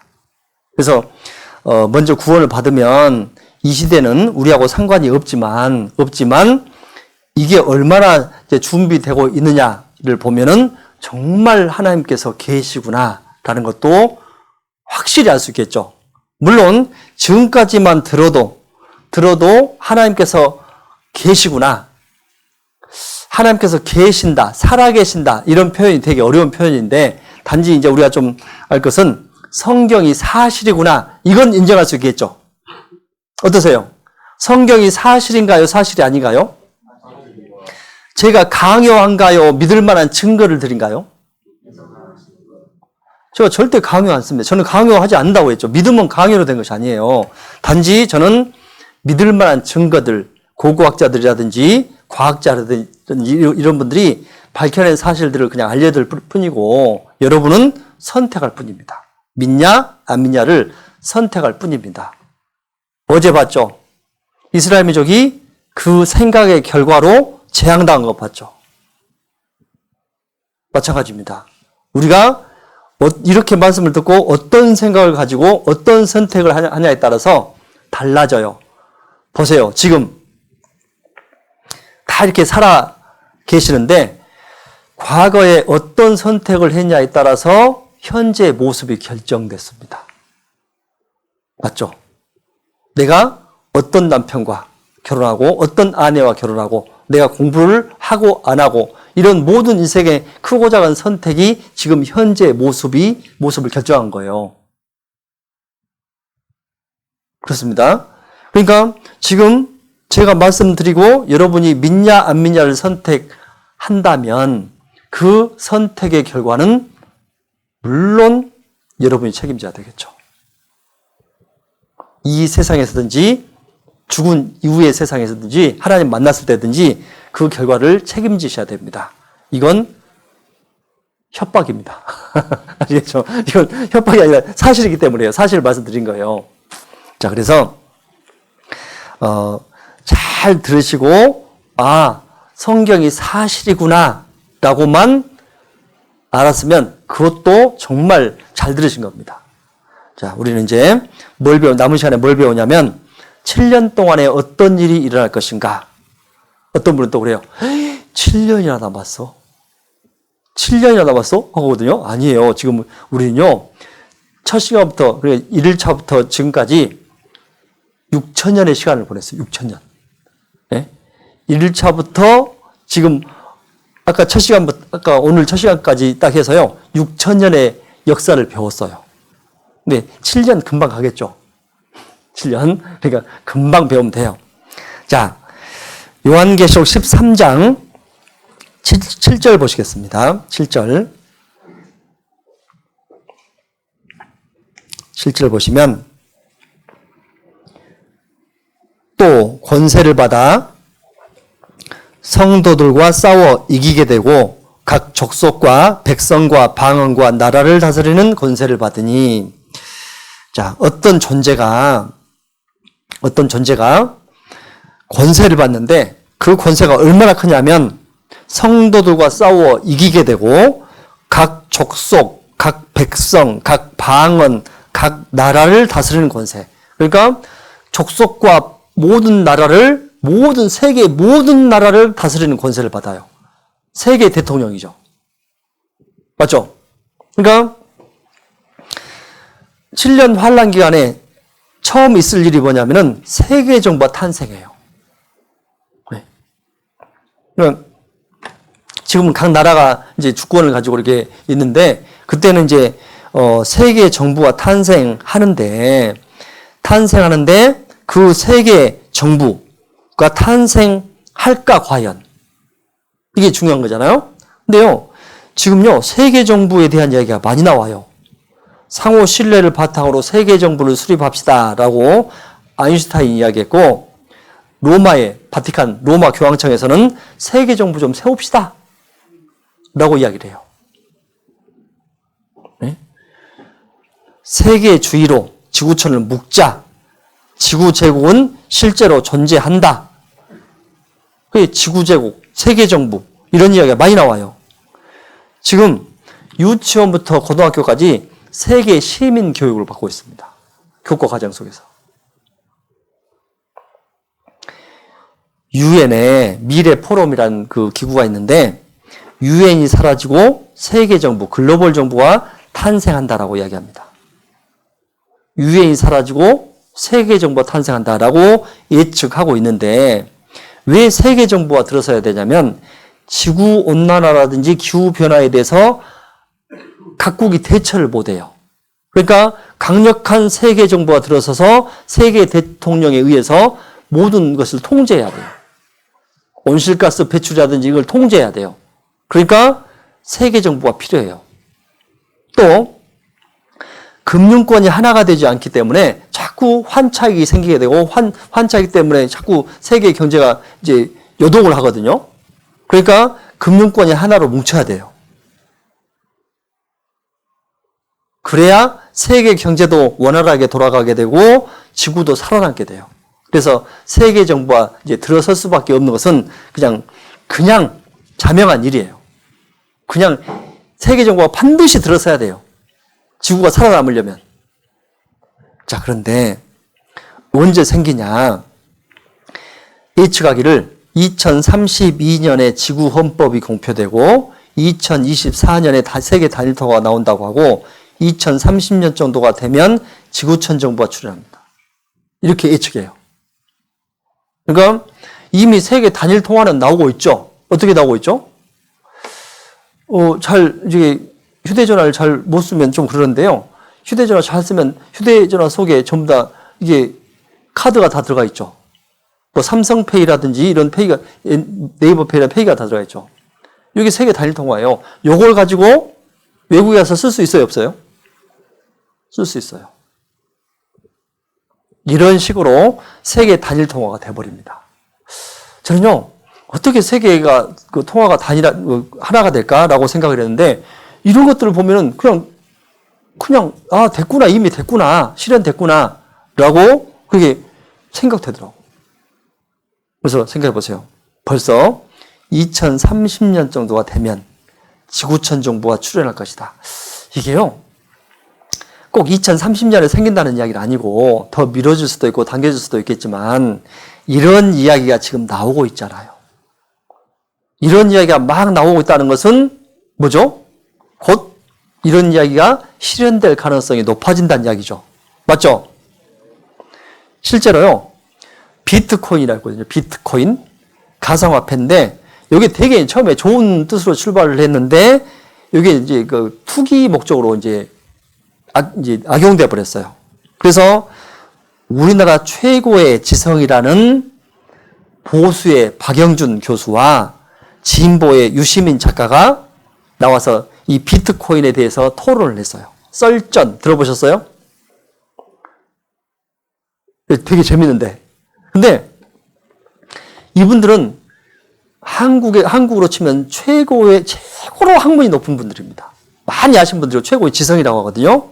이런 분들이 하는 말이 그런 기술이 나중에 어디에 쓰일까요? 비트코인 그 블록체인이란 이 기술이 어디에 쓰일까요? 했더니 세계 정부가 되어서 가상화폐가 쓸 수 있을 거라고. 세계 정부란 이야기가 자연스럽게 입에서 나와버려요. 보세요. 혹시 알쓸신잡 아세요? 알면 쓸 때 있는 신비로운 잡학사전. 알쓸신잡. 보면요. 이거 보세요. 하나 보겠습니다. 지구제국이라는 이야기가 확 나오잖아요. 그러니까 우리는 비록 이렇게 살면서 잘 이제 모르고 있지만은 산골에 살고 있잖아. 산골에 살고 있으니까 이런 걸 잘 모르겠지만은 이미 세계적으로는 세계정부, 지구제국 이런 이야기들이 많이 나오고 있고 이제 그런 쪽으로 나가고 있습니다. 아까 유엔에서도 이제 2030년 정도가 되면 세계정부가 출현한다고 그렇게 예측하고 있잖아요. 그런 거예요. 그러니까 우리가 생각한 것보다 훨씬 빠르게 진행되고 있어요. 보세요. 우리가 이제 그 식당이라든지 지금 여기 보은 있는 식당 말고요. 서울에 있는 식당 가면 쉽게 적응할 수 있을 것 같아요. 주문, 어디 아주 고급 그 레스토랑이나 가면 주문 쉽게 할 수 있을 것 같아요. 잘 못해요. 그만큼 우린 좀 시대에 뒤떨어진 지역에 죄송합니다. 살고 있는 거예요, 사실은. 저도 그래요. 저도 김제도 그래요. 시대에 뒤떨어진 지역이에요. 뭘 말씀드리려고 하냐면은, 우리가 알지 못하는 이런 일들이 이미 대도시를 중심으로 해서 세계적으로는 진행되고 있다는 이야기입니다. 아시겠죠? 제가 그걸 말씀드리려고 한 겁니다. 보온을 제가 깔아뭉긴 것이 아니고 그걸 말씀드리려고 한 거예요. 그래요. 그러니까 정말요. 우리가 생각한 것보다 훨씬 빠르게 진행되고 있는 것이 세계 정부에 대한 이야기입니다. 거기에다가 이 세계 정부의 세계 대통령이 어떻게 세상을 다스리냐? 요한계시록 13장 16절 보시겠습니다. 앞에 보셔도 됩니다. 저가 모든 자, 곧 작은 자나 큰 자나 부자나 빈구한 자나 자유한 자나 종들로 그 오른손이나 이마에 표를 받게 하고 누구든지 이 표를 가진 자 외에는 매매를 못하게 하니 이 표는 곧 짐승의 이름이나 그 이름의 수라. 지혜가 여기 있으니 총명 있는 자는 그 짐승의 수를 세어보라. 그 수는 사람의 수니 666이니라 그랬죠. 보세요. 저가 세계 대통령이 모든 자, 곧 작은 자나 큰 자나 부자나 빈구한 자나 자유한 자나 종들, 모든 사람에게 오른손에나 이마에 표를 받게 해서 매매, 물건을 사고 팔게 하는데 그 표의 숫자가 뭐냐면은 666이다. 666이다. 라는 예언이 지금부터 1900년 전에 예언됐습니다. 자, 지금부터 1900년 전이면 우리나라로 보면 어느 시대죠? 고구려 백제 신라가 막 생겨가지고 이제 싸우려고 할 때, 그때 초기입니다. 삼국시대 초기예요. 여기는 어느 나라에 속해 있어서요? 여기 보우는 어느 나라였죠? 신라였어요? 여러분 신라인가? 네. 자, 그래요. 그러니까 그때 시대예요. 그때 시대. 1900년 전에 그때 시대인데 그때 시대 때 우리나라는 뭘로 물건을 사고 팔았을까요? 네? 엽전은 없었고 물물교환 맞았고 소금 주고 비단 받고 이런 물물교환 이제 돈으로 치자면요 당시에 덩이쇠라고 있었어요. 이만한 쇳덩어리를 이제 돈의 가치를 부여해가지고 이걸로 물건을 사고 팔았어요. 그러면 저기 서양에서는요 1900년 전이면은 로마 제국 초기거든요. 막 이제 황제가 막 이제 들어섰을 때예요. 공화정에서 제정으로 돼가지고 황제가 막 이제 초대 황제, 2대 황제가 막 생겼을 텐데, 그랬을 텐데, 그때는 로마에서는 황제의 흉상을 주화에 새겨서 그것을 물건을 사고 팔았어요. 근데 그런 시대인데, 동양이든지 서양이든지 우리나라든지 어디든지 그런 시대였어요. 물물교환이든지 뭐 이런 것들로 물건을 사고 팔았는데, 그 시대 때 예언하기를 사람의 오른손이나 이마에 표를 받게 해서 물건을 사고 팔게 한다는 첨단 경제 기법이 기록되어 있습니다. 이게 사람의 힘으로 되겠습니까? 이게 사람의 생각으로는 도저히 생각할 수 없는 생각이에요. 근데 이게 개발됐어요. 오른손이나 이마에 표를 받게 한다는 것이 이제 개발됐는데, 그게 뭐냐면은 바코드입니다. 바코드는 갑자기 그랬죠. 갑자기 모든 물건에 바코드가 탁탁 찍혀 있죠. 옛날에 물건 살 때 어떻게 했어요? 어르신 옛날에 물건 살 때 어떻게 했어요? 하고 돈 주고 주판 튕겨서 이렇게 물건 이게 하고 있잖아요. 그러다 갑자기 계산기가 나와서 찍찍이가 했는데, 갑자기 어느 날 갔더니요, 그냥 찍찍 바코드에 찍어버리면 그냥 돈 계산이 확 돼버리잖아요. 이거 틀릴 일도 없어요. 이 바코드가 666 시스템입니다. 긴 바가 있죠. 긴 이 줄이 있잖아요. 요게 666이에요. 네. 그래서 바코드 시스템 자체가 666입니다. 그래서 이 666 표를 여기다 받는 거예요. 바코드를 받는 거예요. 그러면 바코드를 이렇게 받아버리면 이 좋겠어요? 보기 싫겠어요? 이 이쁜 얼굴에. 안 이쁜가? 야, 이런 얼굴에 안 되겠잖아요. 그러니까 이 바코드를 칩으로 대체합니다. 그래서 이런 칩으로 대체해서 더 많은 정보를 그 속에 집어넣어요. 네? 그래서 그 많은 정보를 집어넣어서 오른손이나 이마에 받아요. 문제는 오른손이나 이마에 받는데 이 칩이 누구 건지 알아야 되잖아요. 누구 건지. 비밀번호가 있어야 돼. 비밀번호. 그래서 비밀번호를 뭘로 했냐? 생체 인증으로 비밀번호를 합니다. 그래서 오른손이나 이마에 표를 받으면 오른손에는 손등 혈관이 있고 또 이마에는 홍채가 있어요. 물론 생체 인증은 지문 인식 있죠. 지문으로 문 열고 들어가잖아요. 근데 지문이 왜 문제가 있냐면은 농촌에서 막 일하다가 이렇게 지문이 달라지면 안 찍어져요. 또 습기가 너무 많아도 안 찍어져요. 또 너무 건조해도 안 찍어져요. 그러니까 그래서 더러워요 좀. 코로나 시대 때 이 사람 얼마나 더러워 이게. 응? 그래서 이게 더군다나 지문 인식은 100만 명당 1명을 승인해 버립니다. 이게 보안성이 떨어진다는 이야기죠. 또 이제 얼굴 인식도 있잖아요. 제 핸드폰도 얼굴 인식인데 이 얼굴 인식은 어떤 사람이 제 얼굴을 수십만 장 찍어서 얼굴을 만들었어요. 만들어 버려요. 뭐 화난 표정, 뭐 웃는 표정, 별 표정을 다 찍어서 제 얼굴을 딱 합성해서 만들면 승인해 버립니다. 네. 영화 미션 임파서블 봤으면 다 이해하시는데 그래요. 그러니까 승인해 버려요. 그러니까 안 돼요. 또 가장 보안성이 뛰어나고 다른 사람이 도용할 수 없는 것이 뭐냐면은 바로 혈관 인식 기술과 홍채 인식 기술입니다.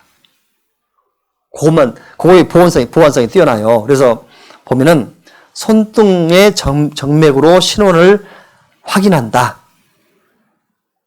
그리고 사람마다 홍채가 판이하다. 달라요. 생후 18개월이 되면은 홍채가 다 달라요. 그러니까 오른손에 받으면은 딱 스캔하면은 이게 누구 거다라고 혈관 인식을 해요. 여기 되면은 눈에 홍채를 인식해서 누구 거다 해요. 아마 외국에 좀 나가보신 분들은 많이 아실걸요? 저는 이미 그 공항에 출국 때나 입국 때 제 홍채와 이 지문이 다 이제 등록되어 있거든요. 다른 사람 다 펴들고 이렇게 기다릴 때 저는 샥 가버려요, 그냥. 그래요. 그러니까, 이만큼 이제 시대가 이제 빨라졌습니다. 빨라졌어요. 요즘 농협의 ATM기에 가도요, 거기에 정맥 인식 있는, 옆에 있어요. 안 보셨어요? 내일 농협 가보세요. 정맥 인식이 있어요. 있어요, 옆에. 그러니까, 그만큼 빨라졌죠. 근데 왜 왼손은 안 될까? 왼손은 이 혈관 모양이 10만 명당 한 명이 같답니다. 그게 안 돼요. 이게 오른손만 돼요. 아시겠죠? 어떻게 1900년 전에 오른손이나 이마에 표를 밖에서 매매를 하게 하겠다는 그런 첨단 경제 기법을 이렇게나 정확하게 표현했을까? 우리나라 교과서에서는요, 보세요. 5학년 1학기 사회과 탐구에 보면 현재 교과서입니다. 미래 화폐 보면은 이마나 손에 전자칩을 달거나 표시해놓고 처리한다. 바코드로 처리한다라고 미래 화폐에 대해서 이제 배우고 있어요. 근데 성경에는 1900년 전에 미래 화폐가 나와 있잖아요. 똑같이. 안 놀라시네. 그래요. 보세요. 그래서 이렇게 하는데 미국 이제 기업에서는 직원 몸에 마이크로 칩을 심어서 신용카드를 대체할 것이라고 그렇게 이야기를 하고 있는데 보세요. 눈동자 대면 결제 끝. 은행권 생체 정보 인증 시대가 이제 성큼 다가왔습니다. 자, 그런데 문제는 뭐냐면요. 칩을 집어넣는데 칩이 인식된다는 것은 그 속에 배터리가 있다는 이야기거든요. 그러면 배터리가 떨어지면 다시 수술을 빼서 다시 집어넣고 이거 복잡하잖아요. 그래서 미국의 정보기관에서 연구했는데 피부의 온도 변화에 따라 재충전되는 배터리를 내장한 반도체를 인식하기 적당한 위치는 이마와 손등이라고 한다. 하필이면 피부의 온도 변화에 따라서 계속해서 재충전되는 배터리를 개발했는데 그게 가장 적당한 위치가 이마나 손등이라고 해요. 어떤 대학생이 저한테 그거요 너무 그렇게 끼워 맞추지 마세요. 이거요 그 성경 보고 그쪽으로 개발했겠죠. 안 믿으라고 작정했어요. 제가 잘 아는 학생이라 뒤통수 한 대 때렸습니다. 야! 그러면 성경 맞추려고 유대인 600만 명 죽었겠냐 일부러? 그렇잖아요. 그러니까 성경대로 모든 것이 개발되고 있습니다. 개발하면 성경이 있어요. 보세요. 이 코로나 때 뭐 그린 패스라고 있었죠. 뭐 이게 백신을 맞아야 식당에 출입하고 그런 거 있었죠. 그러니까요. 코로나가 먼 훗날 있을 것 같은 그런 일들을 순식간에 우리 앞에 당겨버렸어요. 그렇잖아요. 이스라엘도 마찬가지고 프랑스도 마찬가지고 뭐 그랬어요. 심지어는 방역 패스 칩까지 나왔어요. 심지어는 QR코드 문신까지 나왔어요. 이래요. 이런 시대에 우리가 살고 있다니까요. 그러니까 세계 정부도 준비되어 있고 표 받는 것도 준비됐죠. 실행만 되면 되겠죠. 여러분 생각해 보세요. 이번에 코로나 때 정부에서 막 그 지원금 주니까 좋았어요, 안 좋았어요? 좋았죠. 근데 지원금을 갑자기 정부에서 1인당 500만 원 준다고 하면 좋겠어요, 안 좋겠어요? 받겠어요, 안 받겠어요? 받겠죠. 그러면 500만 원 주면서 표 받으면 주겠다 하면 받겠어요, 안 받겠어요? 아니, 대답을 하죠. 솔직히 500만 원. 이제 우리가 성경 모른다고 생각하고, 우리가 성경을 안 배웠다고 생각하고, 1000만 원을 합시다. 500만 원 약한데. 1000만 원을 주면서 표 받으라. 표 받는 사람에 한해서 주겠다 하면은 받겠어요, 안 받겠어요?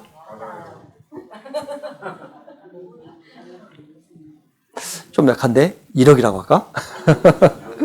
자, 그러잖아요. 그게 뭐냐면은 사람들은 상황이 되면 받을 겁니다. 보세요. 코로나보다 더 심한 정말 치사율이 한 50% 정도 되는 바이러스가 왔다고 생각을 해봐요. 그러면 백신 맞겠어요? 안 맞겠어요? 그냥 맞아요. 근데 그 백신 안에 칩이 들어있다면 맞겠어요? 안 맞겠어요? 맞을 수밖에 없어요. 치사율이 50%인데. 그러니까 여러 가지 상황을 이렇게 가정을 해보면 이제 칩을 받을 수밖에 없는 상황으로 치닫고 있습니다. 그래요. 그러니까 그렇게 준비가 다 돼 있다는 것도 아시기 바랍니다. 이렇게 준비가 돼 있다는 것을 보면은 성경이 사실이구나. 성경대로 모든 것이 이루어지고 있구나. 라는 것을 우리는 확실히 알 수가 있죠. 성경 속에는 이제 마지막 전쟁에 대한 예언도 있는데 에스겔 38장 보시겠습니다.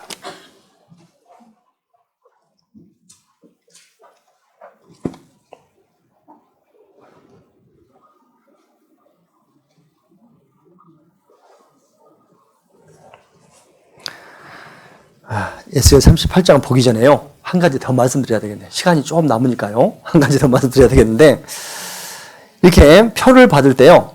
표를 받을 때 어떻게 표를 받냐면은 세계 대통령이 이제 종교 지도자에게 권세를 줘요. 또 네?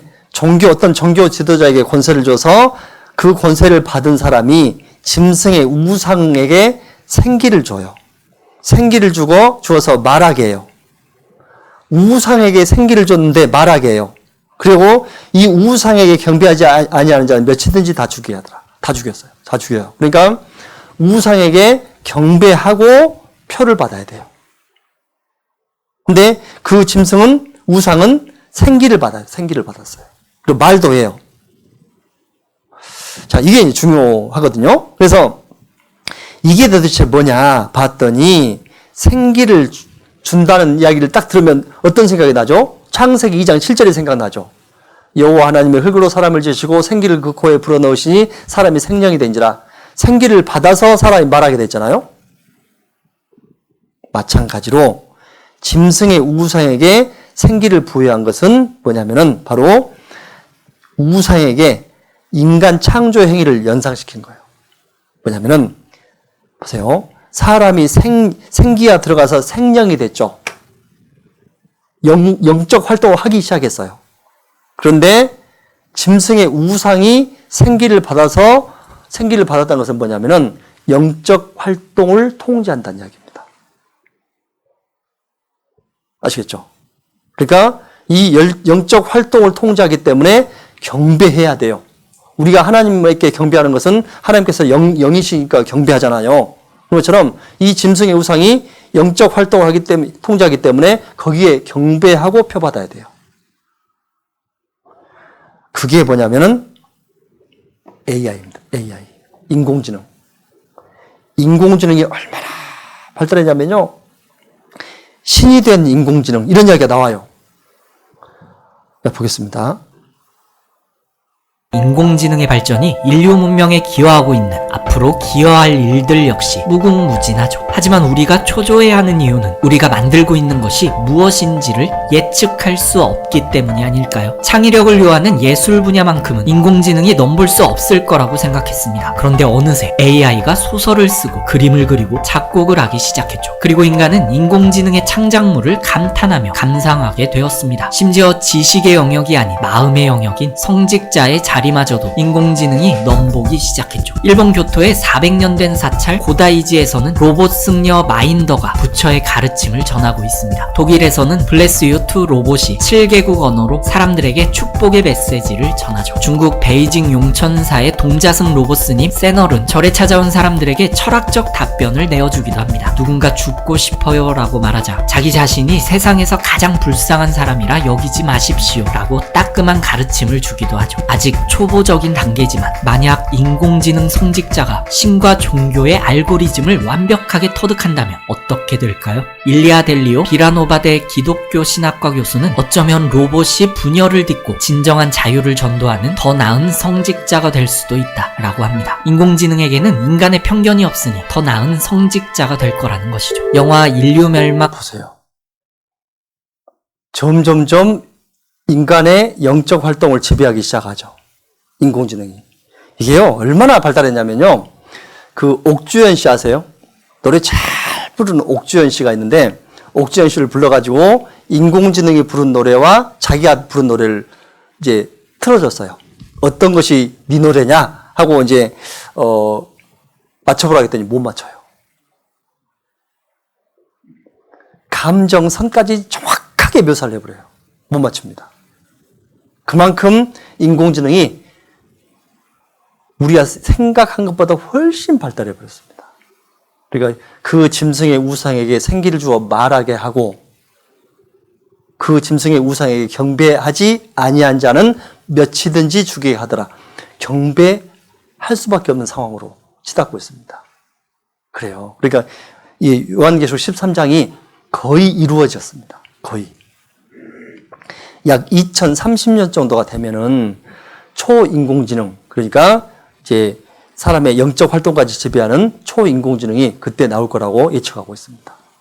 뭐 2025년, 2030년 그러네요. 그래요. 아무튼 그래요. 자, 아까 말씀드렸던 에스겔 38장을 앞에 보고 보시겠습니다. 여호와의 말씀이 내게 임하여 가라사대 인자야 너는 마곡 땅에 있는 곧 로스와 메섹과 두발 왕에게로 얼굴을 향하고 그를 쳐서 예언하기를 보세요.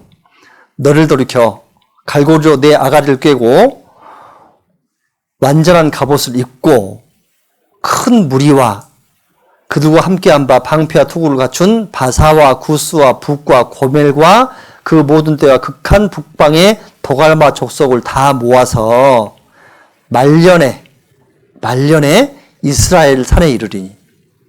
이게 이제 세계대전의 이제 시작이거든요.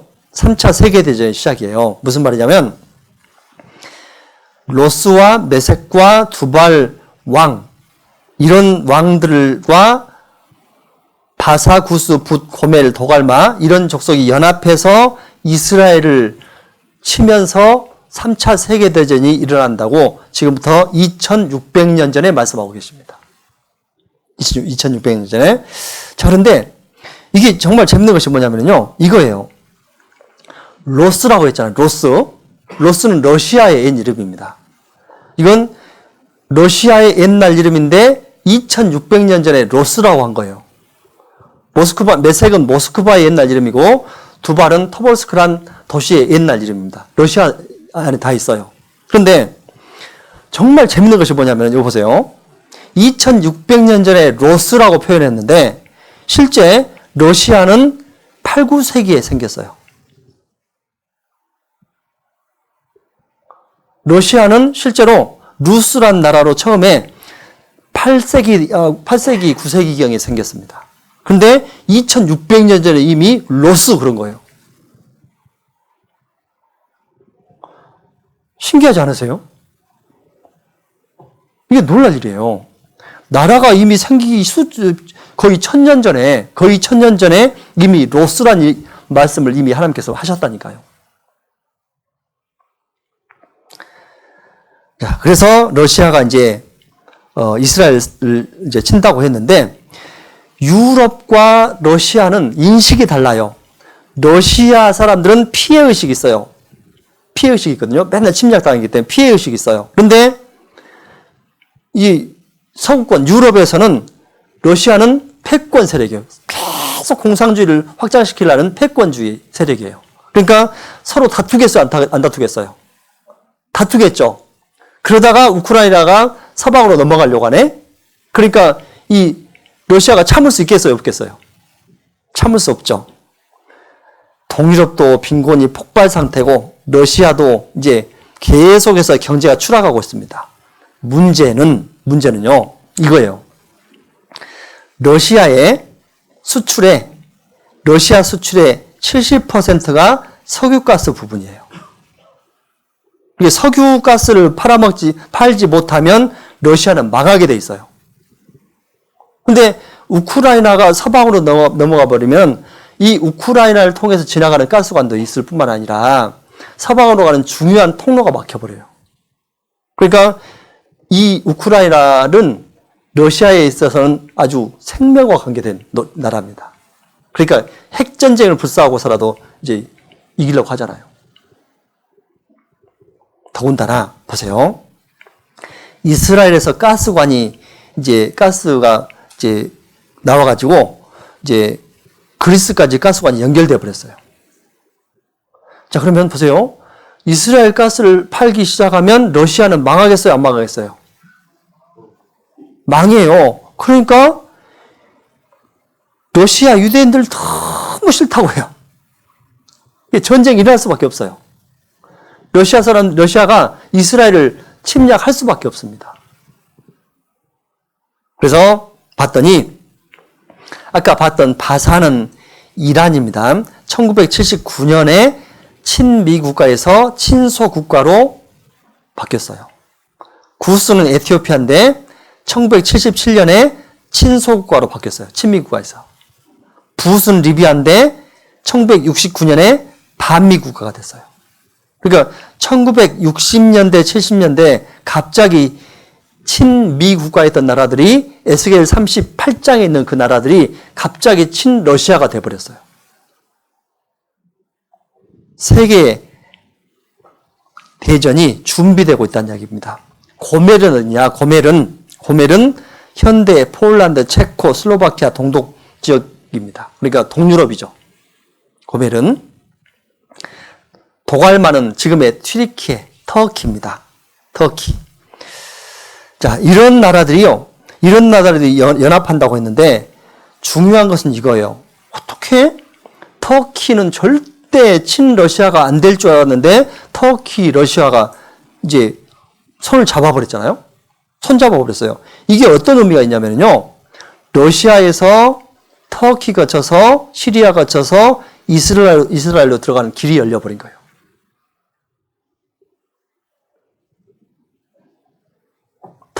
터키가 러시아하고 손잡은 의미가 이렇게 커요. 더군다나 이게 있어요. 러시아와 이란도 이제 한 번도 같이 이제 밀어간 게 있는데 문제는 이란과 터키가 손잡았다는 것도 문제예요.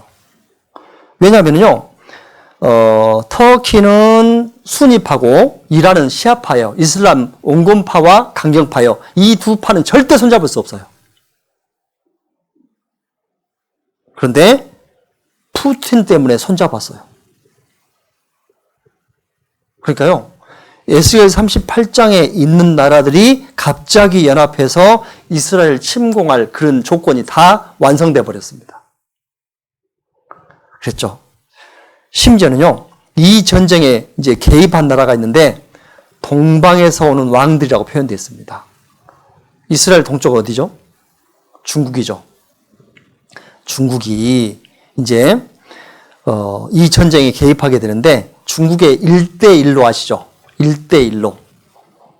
중국에서부터 시작해서 한국에서부터 시작해서 쭉 거쳐서 터키까지 가고 이게 이 길을 다 만들었어요. 해상 실크로드, 육상 실크로드 다 만들었어요. 가는 길을 다 중동으로 가는 길을 고속도로를 이미 뚫어버렸어요. 사막에 이렇게 뚫어버렸다니까, 이렇게. 순수한 군사적인 목적으로 이미 도로를 다 내놔버렸어요. 중국에서 가는 길을. 심지어는 자꾸 이게 사막에 모래바람이 이제 불어서 이렇게 자꾸 도로가 덮이니까요. 심지어는 그 주위에 나무까지 다 심어놔버렸어요. 보세요. 아시안 하이웨이. 그래서 쫙 가잖아요. 응? 일본, 한국, 중국, 인도, 터키 다 가잖아요. 자, 그래서 3차 세계대전이 일어날 모든 조건도 이미 다 갖추고 있습니다. 에스겔 38장에 있는 그런 나라들의 연합도 이미 이루어졌습니다. 자, 이런 것들을 보면요, 억지로 꿰맞출 수 없죠. 아까 666표는 개발을 할 수도 있다고 생각을 해요. 억지로. 그렇지만은 국제 정치적인 이런 것들은 사람의 생각으로 도저히 할 수가 없는 거잖아요. 근데 이런 것까지도 모두 준비가 되어버렸습니다. 성경에 마지막 전쟁도 준비되어 있고, 그렇다면 성경대로 역사가 진행되고 있다는 이야기죠. 그래서 보세요. 내 영혼이 여호와의 궁정을 사모하여 쇠약하며 내 마음과 육체가 생존하시는 하나님께 부르짖나이다. 생존하시는 하나님이라고 표현되어 있죠. 살아계시는 하나님. 자, 살아계시다는 표현이 되게 어려운 이야기거든요. 자, 되게 우리가 물어볼 때 성경 배운 사람한테 하나님 살아계신 것이 믿어지세요? 되게 어려운 질문이에요. 성경이 사시는 것이 믿어지세요? 이건 좀 괜찮은 질문인데, 하나님이 살아계신 것이 믿어지세요? 어려운 질문이거든요. 그런데 간단해요. 보세요. 성경은 누가 주셨다고요? 하나님이 성경 속의 인류 역사 전체를 기록했습니다. 과거 역사뿐만 아니라 미래 역사까지 다 기록하셨어요. 다 주셨어요. 그리고 하나님이 너무 졸려서 주무신다든가, 인간이 너무 많이 기도해서 피곤해서 휴가 가신다든가 해버리면 성경대로 역사가 진행될까요? 사람 마음대로 진행될까요? 성경대로 안 돼요. 하나님께서 성경을 주시고 역사를 통제하셔요. 성경대로 역사가 진행된다는 것은 하나님께서 살아서 역사를 통제하신다는 이야기예요. 하나님께서 죽어 계시면 성경대로 역사가 안 되게 되어 있습니다. 성경대로 역사가 진행된다는 것은 하나님께서 살아계신다는 이야기입니다. 아시겠죠? 이제 뭐가 살아계신지 아시겠죠? 예를 들어서 이것도 그래요. 이 자연의 법칙을 하나님께서 주셨는데, 바람이 부는 법칙, 비가 오는 법칙, 눈이 오는 법칙을 주시고 하나님께서 쑥 빠져버렸어요. 그러면 눈이 얼마나 많이 오든지, 비가 얼마나 많이 오든지, 바람이 얼마나 세게 오든지 상관이 없어요. 그런데 바람도 적당하게, 눈도 적당하게, 비도 적당하게 오는 것은 뭐죠? 자연을 통제하는 힘이 있다는 이야기죠. 살아계신 하나님이 자연도 통제하고 계십니다. 그래서 그걸 살아계신다고 표현한 거예요. 이런 살아계신 하나님 앞에 우리는 어떻게 해야 되겠어요? 여호와의 궁정을 사모하여 부르짖어야 돼요. 아시겠죠? 아, 내가 이제 하나님의 영원한 천국을 사모해서 이제 좀 부르짖어야 되겠구나. 하나님께서 계시구나. 확실히 살아계시구나. 그렇다면 이제 내가 좀 부르짖고 영원한 천국에 갈 수 있는 믿음과 소망을 좀 가지면 좋겠구나. 라는 마음이 자연스럽게 올라오는 것이 정상입니다. 막 올라오시죠? 안 올라오시면 이리 오세요. 올라오게 만들어줄게요. 자, 그래요. 그래서 이렇게 그래요. 자, 그래서 하나님께서는 분명히 살아계시고, 우리는 내가 사는 목적이 무엇인지, 내가 사는 목적은 바로 성경을 배우는 목적과 똑같아요. 성경을 배우는 목적이 영원한 생명이라면 내가 사는 목적도 영원한 생명이어야 돼요. 그래서 우리는 성경 배웁니다. 잘 배우시고요. 오늘은 5분 빨리 끝내드렸으니까 내일 또 오시기 바랍니다. 네, 기도하시겠습니다. 자비로우신 주님, 참으로 감사를 드립니다. 인류 역사를 통해서 하나님을 증거해 주시고 믿을 만한 증거를 주신 것을 감사를 드립니다. 말씀 앞에 모인 모든 분들이 한 사람도 이루어지지 아니하고 하나님께 부르짖고 하나님의 그 궁정을 사모할 수 있도록 인도해 주시옵소서. 예수 그리스도 이름으로 기도드렸습니다. 아멘.